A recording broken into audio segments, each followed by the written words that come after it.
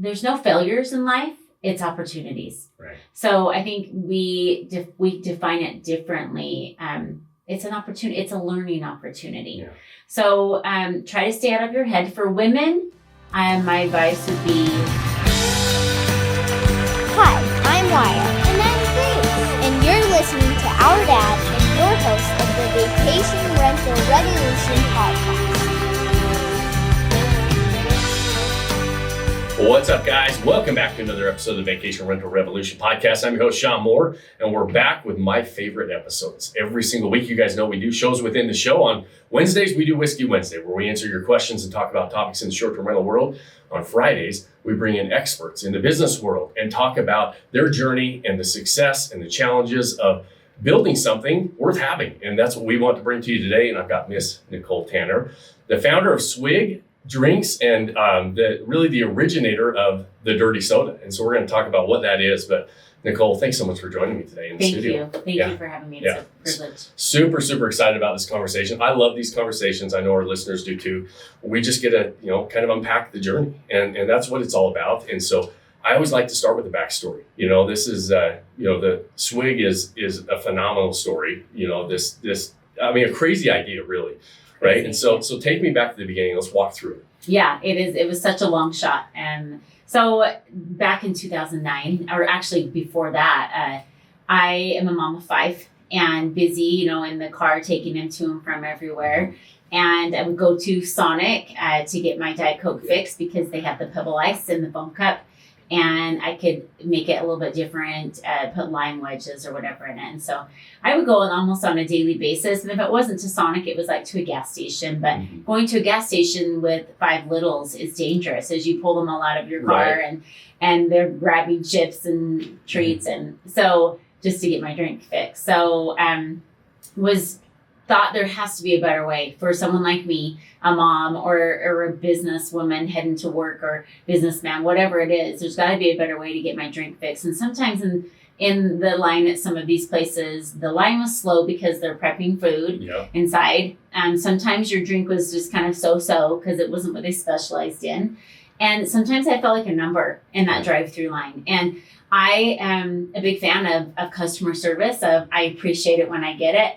And then when I don't receive it, I'm like, I want to be made to feel known and that I matter, that I'm coming to you. And so I felt like a number a lot of times in the drive-thru, even though I was coming on a really regular basis to the same location. Yeah. So I thought there's got to be a better way to get my drink fixed. And I know there's others out there like me that would appreciate it.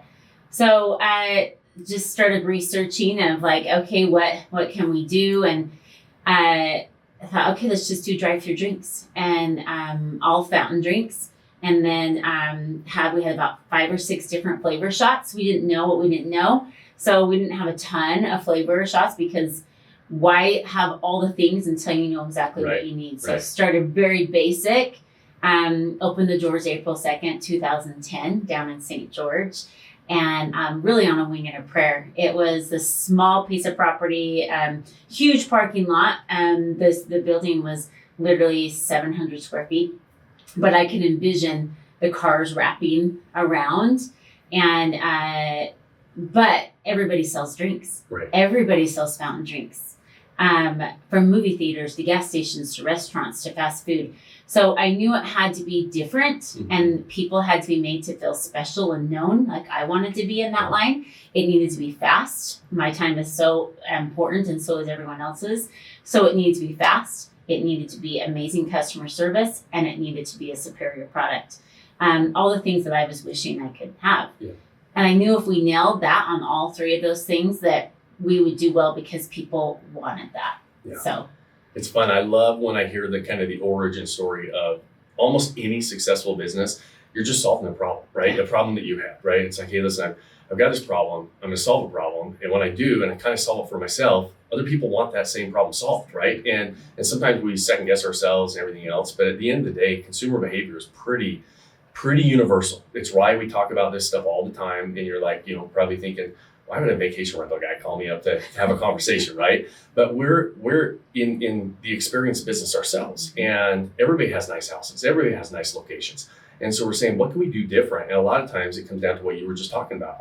We want to make our customers feel special, and we want to deliver an amazing service to them. But at the end of the day, a lot of times it just comes down to being like having a personalized, like special service that is catered to something that they just can't get anywhere else. And so like thinking about it, it wasn't the origin wasn't, hey, I'm trying to figure out a way to make a lot of money and pay the bills, right? It's just like, hey, I'm thinking about something that I would love to have. Let's see how this works, right? Yeah, find a need and fill it is what I like to say. And there's a lot of needs out there, but you also have to love what you do. Right. So it was something I appreciated and had a passion for.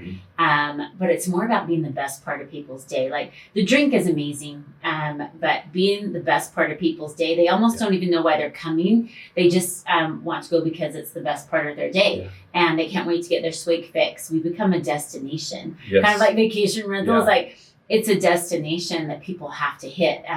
We've gone viral on TikTok recently, which is like insane. And I was just down in Miami on my way back from a trip and was making a purchase, and the young man helping me, I'm like, well, if you're ever in Utah, come visit or whatever in southern Utah. And he's like, the only thing I know about Utah is there's like this drink place that makes dirty sodas. And someone with me was like, I wasn't going to say anything. And he's like, wait, Swig, that's you? I'm like, well, it's not me, but like, yeah. So it's pretty cool to see that it has spread that way because of just those three things I talked about. It's so, like, I remember the first time I saw Swig, and I saw this line of cars up here in northern Utah, and I'm like, who? And what is going on here? Like this line, like who's waiting in line for, what are they selling? Because it must be good, right? And I kept thinking, okay, it's just a fad, right? This is not, I've heard that. Like, I can't imagine that just like sodas are going to be, and then all of a sudden, you know, my wife and kids start going to it, and they have their Swigs, and I'm like, what is this? They're like, oh, it's the best thing ever. They're like, okay, show me how. Yeah, exactly. And it wasn't a fad because those lines it's crazy. They wrap around these buildings, almost every Swig you see. And so and I think it's more than like, it's the experience, right? It's making those people feel really special. And like you said, it becomes a part of their day. And, you know, and you guys, and like, it just has exploded since you started it. And so, you know, I saw your first store in St. George. I saw the picture of it, and I saw the picture. It was like, looked like mostly a parking lot with like a little shack. There was a little shack, in a parking lot. And it was, but it made, it worked because people could, you know, line up their cars and you can get them out and get their drinks. I remember, back when I was in college, there was a local gas station, not a major chain. It was the Miller's gas station up in Logan. And they would have squirts of vanilla and cherry next to their soda machine.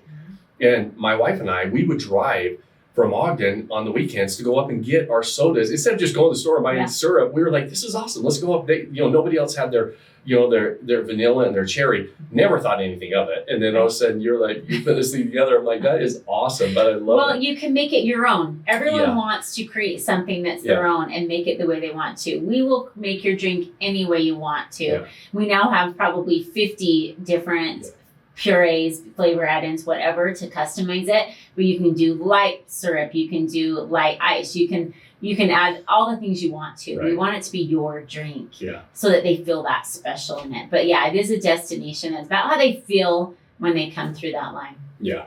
And so when did you know that, like, man, maybe there's something to this? You know? Yeah.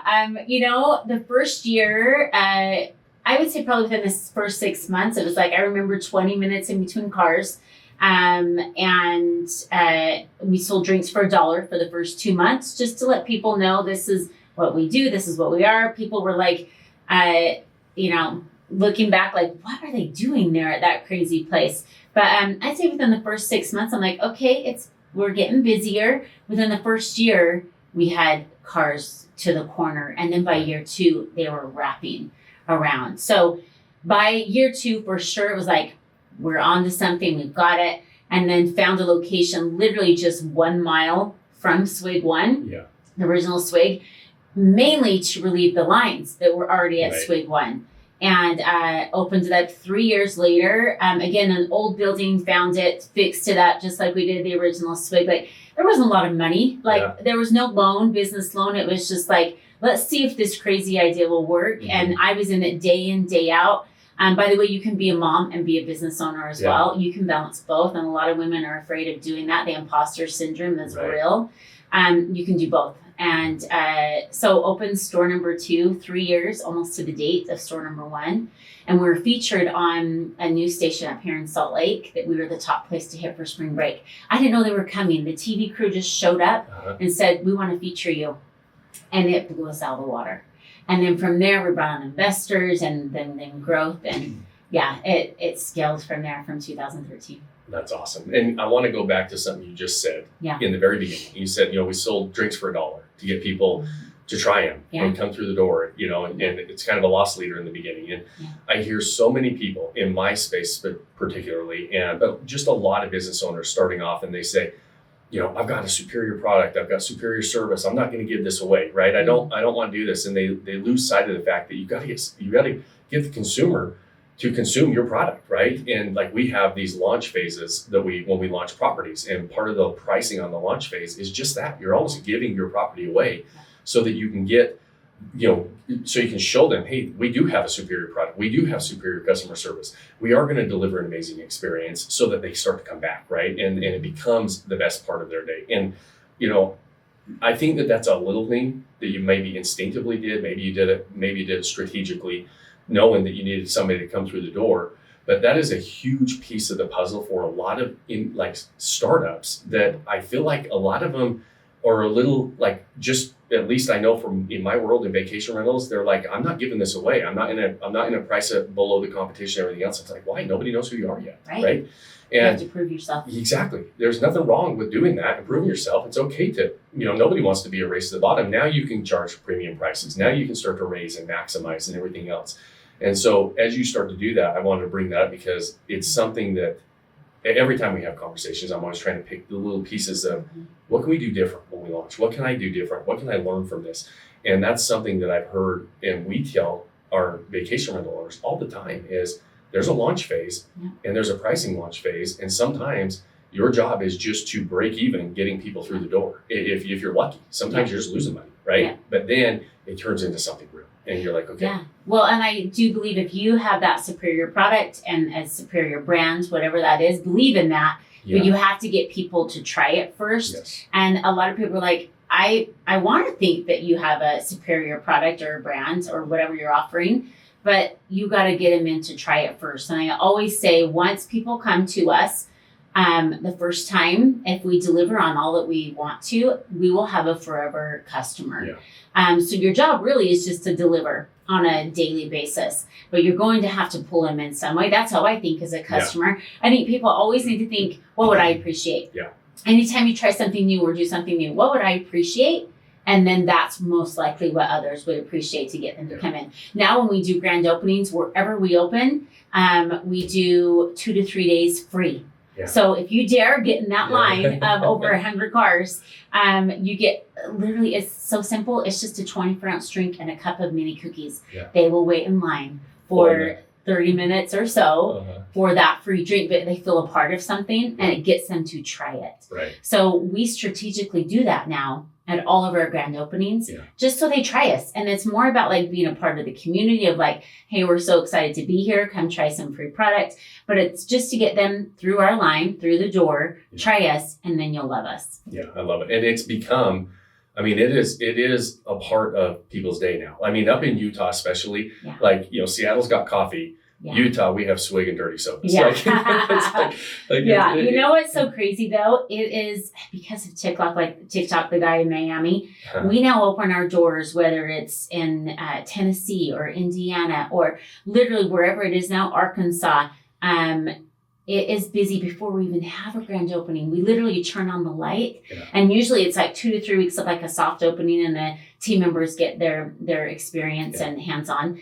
It is from the day we turn on the light, and it is like 100 cars because of TikTok and because of other social media. Yeah. So we still do a couple of free days just to say, hey, we're here and get back. But it's across the nation now. Like dirty soda and Swig, it's like, for me as the founder, it's so surreal that I just can't even, it's like I pinch myself. We're at 104 locations now, and I just go, wait, how? But it is literally one drink at a time. one customer at a time, one location at a time.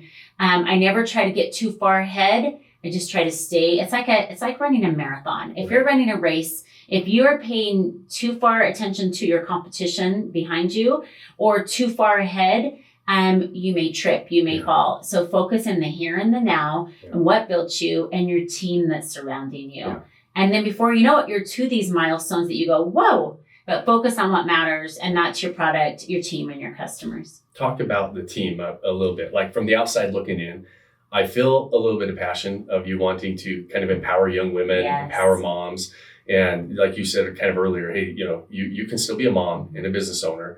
Feels like those are a couple passions. It seems like the team revolves around that a little bit, right? Absolutely. It's something, again, that I didn't think, I want to empower women starting this business. It was finding that need of like, it wasn't about to go make a lot of money. It was just like, please let one location work, right? Yeah. But it's evolved into empowering these young women that start at the age of 16. It's their first job. We teach leadership skills in the stores, and we have programs that they can join to learn more about it. And before you know it, they are a shift lead, they're an assistant manager, then they're a manager at 19, running $1 million location. And then before you know it, if they want the advancement, they are a district manager managing 6 locations, or they've come into our training program and helping with that. Or the sky's the limit. Right. I oftentimes tell people now, we are a leadership company that happens to sell an amazing drink. Yeah. We can't grow without our team, without our leaders. We are 90% female-led in the field, meaning in the stores where all of the magic happens. So it's boots on the ground. They are literally the front line. Like they're the ones doing all the hard work. So we can't do anything that we're doing without them. And to have these young women that are still going to school, so you can manage a store and still be going to school. We want them to achieve their dreams. They may not stay with us forever, and that's okay. Yeah. But we're helping them along the way to hopefully learn some things. We have single moms that have a career with us. They now have careers. Yeah. And that is just so amazing. Not something I intended to do, but it naturally evolved into that. And those are honestly the best type of scenarios. Yeah, it's fun to watch from the outside looking in at those types of stories. I'm a capitalist at heart, right? I'm like a through and through capitalist, right? And a lot of people will look and say, well, it's greedy or it's all about the money, and it's not. It's because I've heard so many stories like this, and it just most of the time it naturally progresses to the things that are important to you, and you build a skill set for these women. You build the confidence for younger kids that are coming up, but even, single moms that are going through a divorce and they've lost that identity a little bit, and it gives them another identity to step into. And that's important for us as people, right? As humans. And so it's really fun. Like when I read your story and I just love these types of stories, and I appreciate you sharing it with us. And you went through something else that was a little difficult in your life. With some health issues, and has become another passion project for you. But take me through a little bit of that. Yeah, and that wasn't anything I planned on, of course. Right. So not so much the cancer, but the way that we give back. I didn't forward think that. But before Swig started, I was 37 years old, and it was 2008, the end of 2008, and was prompted by a friend to get a mammogram, and she just got one. She was a little bit older, and I said, when do you think I should get one? And anyway, and she's like, I think you should go get one. She's a nurse and had breast cancer in her family. She's like, you may not have any symptoms, but you might as well just go get one. Well, I didn't have insurance in between jobs, and no symptoms. Yeah. And she asked another 5 times. She was my running partner in the morning. And finally I'm like, okay, if you'll get off my back, I will go get a mammogram. But I also honestly was like, I believe in you know what? You hear it so many times, promptings, you should probably go do it. So I scheduled it. I was questioned by my OB, by the radiologist. Why are you getting a mammogram? Insurance isn't going to cover it. You have no signs, symptoms, no history. I just feel like I need to. I thought I was not crazy, but I'm like, there's no reason I'm doing this. The day of the mammogram, 2 months later, it snowed in St. George. It doesn't snow in St. George, rarely. And the radiologist tech called, and she's like, I'm trying to head north. I want to beat these roads. Can we reschedule you? And then she asked the question I've been asked 2 other times. Why are you getting this mammogram? And I'm like, she's like, can we reschedule? And I was like literally about to say yes, but something inside me was like, you need to go. And so I said, if you'll wait for me, I can be there in 20 minutes, which was really bold of me to. And she paused and she's like, okay, I'll wait for you. So I drove out there, did the mammogram. An hour later, phone call, we see something suspicious. We need you in tomorrow. And then anyway, cancer. It was breast cancer. It was an aggressive, rare form that can't be treated by chemotherapy or radiation. It doesn't respond to it. The only treatment for my cancer is to cut it out and then hope it doesn't grow back. But mine had doubled in size in 3 weeks. So it was starting to take over. Yeah. So if I would have waited till 40, normal age to get a mammogram, I wouldn't be here. It would have taken my life. So I feel so grateful that I'm alive and here. And I think that it gave me renewed life purpose of don't take life for granted and go out and live your dreams. And started a company, soda shop. But it was more just, I would appreciate it. And so I did it. So then that was 2010. And then I was just in grind mode, of just growing. And because my cancer was just a short journey, because I didn't have to do the chemotherapy. So there's imposter syndrome there as well. But, well, did I really have cancer? Because I didn't have to do chemo or radiation. Yeah, I had a really bad cancer. The treatment was just very different when you cut it out. And luckily it didn't come back. I did mammograms for every 6 months. And then I've been cancer free now for 17 years. That's awesome. Thank you. Yeah. And, but then 2020 hit. The world was in chaos and people were losing their lives and their jobs and everything, their businesses. And we actually thrived because we were a drive-through. Right. And so people who'd never tried Swig before were finally trying it because we were one of the only places open. So we were really busy and we wanted to give back at the end of the summer of 2020 and to just people having going through a hard time. And my business partner said, Nicole, let's give back in the same way that you were given to. And this is the part I didn't mention. I said we were in between jobs, no insurance, and 5 kids. And so money was super tight. And a generous donor, anonymous donor at Vodyssey Regional Medical Center in St. George paid for all of my medical bills, which was over $12,000, which is on the really low side if you're fighting cancer, but it still is a lot. Yeah. And so flash forward 10 years, the business partner, I shared the story with him and he said, let's give back in that same way that you were given to. Yeah. So we started Save the Cups. So we sell drinks in cups and we are helping women hopefully save their cups. Nice. It's amazing. We have done it now 5 years, really 5 months, because we just focus on it in the month of October, which is Breast Cancer Awareness Month. And we've raised over $1 million in that time frame. And really it's the customers. They are the ones that are buying the tumblers and the stickers and donating and the drinks. And so we've helped like 75 women. And what we do is we show up at their door, surprise them with a check of usually $15,000 to $20,000, and we lift some of that financial medical debt off their shoulders. And that's awesome. It is seriously, that's another pinch me moment of like, I was able to start this business that can pay the bills, but give opportunity for young women, but then also help women fighting the fight of breast cancer. And it's so prevalent. This last year we gave to a 20-year-old. It's rampant. Yeah. So it's scary. And it's scary. It's my mom's in the middle of battling ovarian cancer right now. And so she's on her like second round of a rough battle of chemo. And it's just, it's tough, but you when you like, that's stressful enough. You're just fighting for your life and you're doing your thing and you're trying like crazy to stay positive and not think about, the worst case scenario because it's horrible, right? Mm-hmm. The what ifs just get you every day, and I talk to her every day.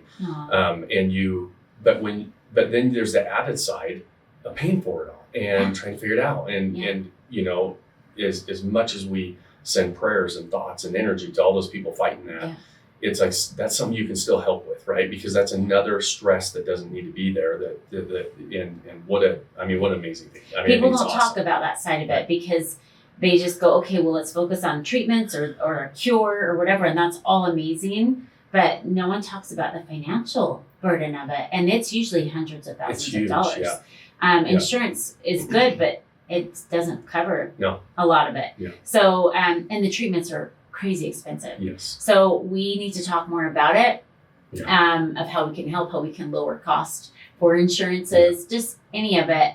But it's something we give back in a very authentic way, and it's the way I was given to. So it fits so well. I'm so blessed to be able to give back in this way. In fact, we just selected from this last year. It's me and another team member, and we had over 500 applications, and it is daunting as I'm going through all their stories. And because you're I want to give to all of them. For everybody. I want to give to all of them. Yeah. So it is very prayerful, and then it's like I go through it with a fine-tooth comb several times, and so we selected 39. We're giving to 39, and then I'm going to surprise 12 of them here in a couple weeks with a check at the door. Oh, that's so fun. Well, good for So you. fun. That's awesome. Awesome. Thank you.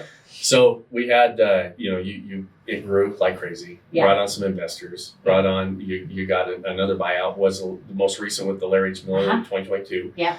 So, but you're still involved. You're a lot of people are like, wait, you're still working? I'll be in the stores. I'm like, I wish I were on a beach somewhere. But no, my kids are like, Mom, what are you going to do when you can't walk into a Swig? I'm like, you're going to have to tie me down. Right. It's my sixth baby. Like it is, I live and breathe it. But yeah, the Larry H. Miller partnership 2.5 years ago was the perfect partner. I'm very intentional on who I partner with. Again, I'm giving away a piece of my baby. Yeah. And a lot of times entrepreneurs and founders can maybe hold too tight to their baby and not want to share and not the control because they've worked hard for that.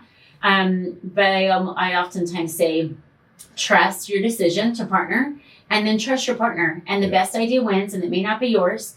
And like when we redid the logo back in 2019, that was scary for me. Like, wait, this is like my customers are my people. Like, and I didn't want to change it to where they didn't feel like it was theirs anymore. I want every customer to feel like it's their Swig. Yeah. Wherever they go, it's their Swig. They almost own ownership in it. Yeah. So it was scary for me, but I trusted in my partners of like, you think we need to redefine this, refine it as we scale outside of Utah. I'm going to trust that process. And then so we partnered with Savory back in 2017, and then the Larry H. Miller brands. We got to a level with Savory of 45 locations, and we're ready for the next step. And Larry H. Miller came to the table. They are Utah-based, obviously. Yeah. They are female-led. They love to be part of the community. Yeah. They just fit with who we are. They love a team feeling. We don't call our employees. They are team members. Yeah. We're all part of a team. We all go through the finish line together, and that's how Larry H. Miller as well. Yeah. It fit perfectly. We had several potential investors, private equity from across the nation come in, like a couple years before that. And they just didn't get the brand. They didn't value us as such. Larry H. Miller got it. They're customers. They're like, okay, we see where you're going. We hadn't even turned on franchising at that point. Like, we see where it's going. We will invest in that. So huge blessing. It's been amazing. We turned on franchising shortly after partnering with them, and we sold over 400 franchise units, which for me, it wasn't a matter of will they come, will they want it, because I've been getting requests for 10 years, and I didn't want to turn on franchising until we were ready, until we had the training and the team, because it means so much. I want every Swig to look and feel like the original, because it should, it deserves it. So we waited until we were almost as ready as we could be for franchising.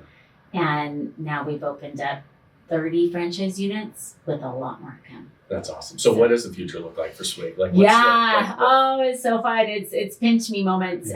So we're 104 right now. Okay. By the end of the year, we'll be 160. We're opening corporate stores as well as franchising. We always want to be building that strong, firm base.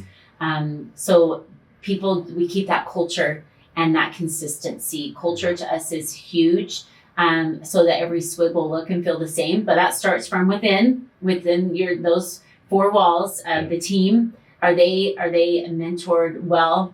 Is there great leadership? Are they ready to learn all they can? And then that literally spills out to the customers. Hopefully not literally, but it spills out to where the customers feel that. And so culture is just huge for us. So we're 104, 160 by the end of the year. I would say by 2030, we should be close to 1,000 units, which is insane. That is. But when you add franchising, like we're like this fast moving train now.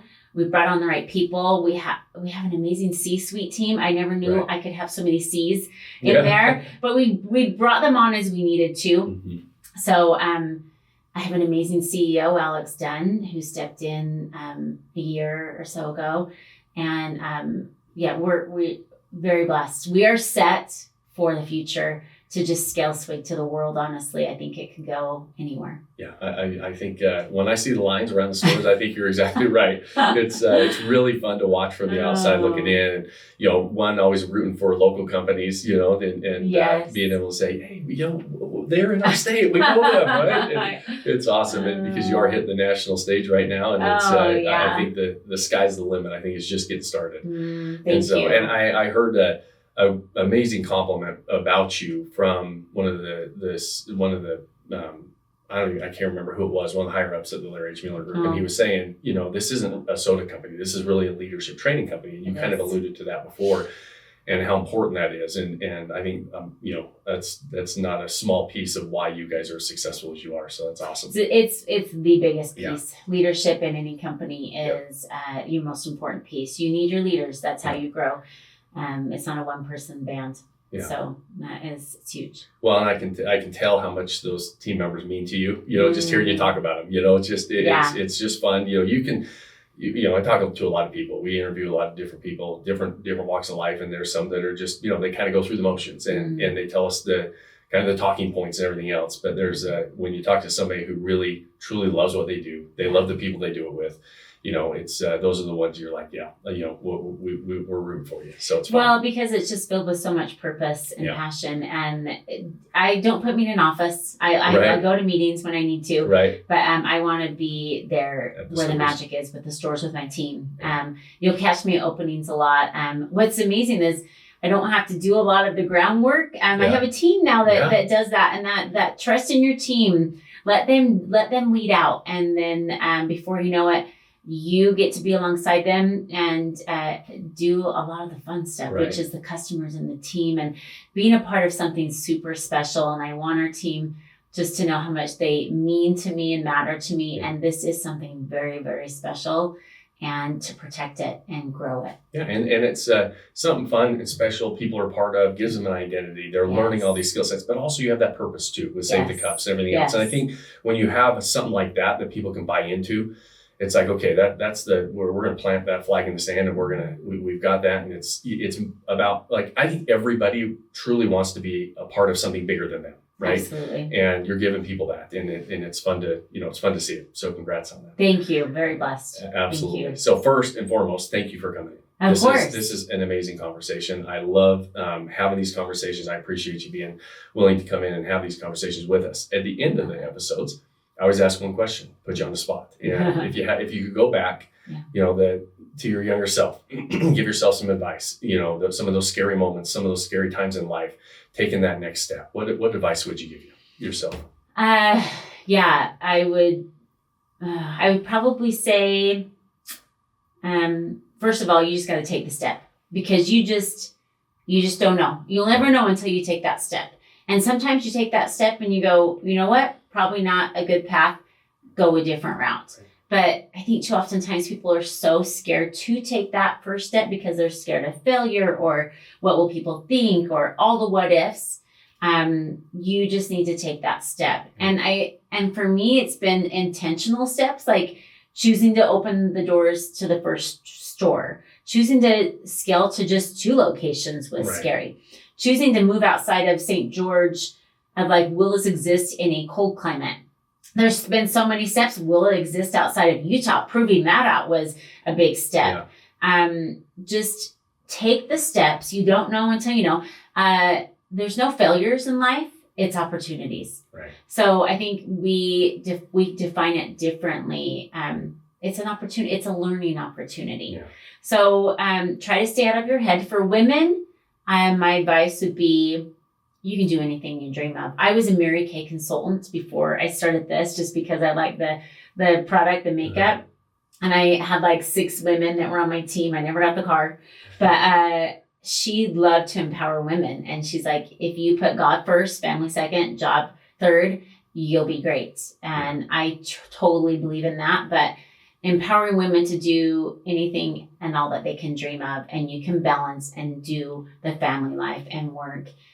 Just prioritize those 3 things and you'll be good. But take the step. It may be different than you think, and you may have to pivot. Pivoting is always good. Don't be stuck on an idea. So I would tell my younger self to just take the step and do it, and don't wait. It's never going to be perfect, ever. We started so basic with literally a Casio cash register, sticky notes. We took orders on yellow sticky notes for 3 years. We didn't know there was anything better. And I'd go out and take the order and hand the customer the sticky note. They'd hand it to the person at the window. They'd hand it to the drink maker. Like, the process was crazy, but I didn't know any better. Right. But I didn't start off with the biggest, grandest everything. I just started simple, but I started. Yes. One more story I'll tell really quick. When we first opened the doors, you're back then and still, you're either a Coke place or a Pepsi place. And I wanted both. I knew I needed Coke because of my love of Diet Coke, but I knew there were Mountain Dew drinkers and Pepsi drinkers, so I knew I needed both.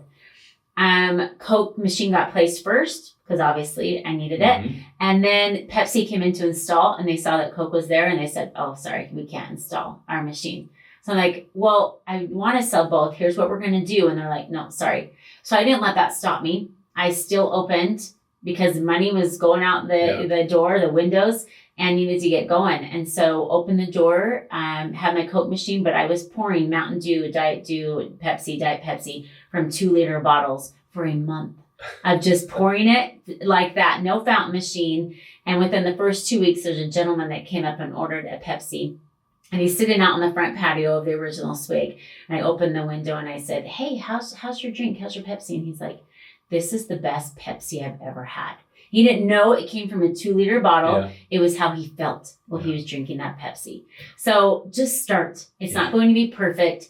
Just start. I love it. I love that more than anything, because everybody's waiting for the perfect scenario, the perfect, the perfect presentation, the perfect product, everything else. It's never perfect. Never. And you iterate nonstop, right? Yeah. To this day, you guys are iterating things and changing. Always, and adding, ever right? will be. Yeah. And I think that the sooner somebody can realize that listen, when you start, you're going to probably not be great, right? Mm-hmm. Like, I remember the first time I do webinars and live events and workshops all the time. And my first workshop that I did, nobody showed up. And I'm like, okay, do I keep doing it? Like, maybe I should just do it. Nobody's on the other end of this. And I'm pretending like the next one, I had 2 people there and they both left at 15 minutes in, and I have 2 hours left to go, right? That's awesome. And it's like, and now we've got, the largest vacation rental education company in the nation. That's amazing. But it's because you just have to keep going, because, and I'm grateful that nobody was there, because I was really pretty bad at first, right? I was like, I needed some practice. And so it was good, but just start. And then, and understand that everything you want is on the other side of being scared to death, right? And not knowing what's going to happen. And maybe, like you said, you make that step, and sometimes there's a dragon around the corner, and you have to go around it, and you have to go a different direction, or whatever it is. That's just the journey. Right? It really is. And I take it back to a race analogy. I've only run 1 marathon in my life, 1 and done, but I do love hiking, right? I do love hiking and just things like that. And you don't usually, when you're training for a marathon or any race, go do the full, 24, 26. You do 1 mile at a time. And so there wasn't anybody there at your first webinar, or there was 2 people, whatever. That's how it goes. That's your training. You're training for like the big leagues. Yeah. And that's how you learn. A lot of people look at success stories of the people behind them and go, "Oh, well, it's always been that way." Never. No. Yeah. There's a journey before that, and will continue to be. Yeah. It's the overnight success story, right? It's an overnight success in business, and in any success is at least a 10-year success story, right? It's That's exactly right. The overnight success is usually a 10-year process for a lot slow and steady. A lot of people. Yeah. Exactly. Yeah. Awesome. Well, we'll wrap up today, Nicole. Awesome. It's been fun. Thanks Those so of you much. listening to us, we know how valuable your time is, and I appreciate you spending it with us. It's always fun that you take the time, listen to these episodes, give us the feedback that you do. We appreciate it. At the end of every episode, I ask you 2 favors. The first one is, we don't run any ads or sponsorships on this show, except for go get a Swig today and get your drink fixed, right? Yeah. And so the only way the show grows is if you guys share it. So if you don't mind sharing it with somebody you think might be like these conversations, walk into the short-term rental game with their eyes wide open, learn from some of the success stories and these conversations that we have, share the show. If you have more than 30 seconds, like it or review it on whatever platform you're watching or listening on. And the final, most important thing I ask you at the end of every episode, pick that one thing you can do today, start building that life you don't want to take a vacation from. Cheers, my friends. Thanks for joining us on this episode of the Vacation Rental Revolution podcast. Share this with other people you think need to hear about it. And don't forget to subscribe and leave us a review. Hey Grace, is there a website? Yes! For more amazing content and expert advice, visit Vodyssey.com. Thanks for listening, and we'll see you on the next episode.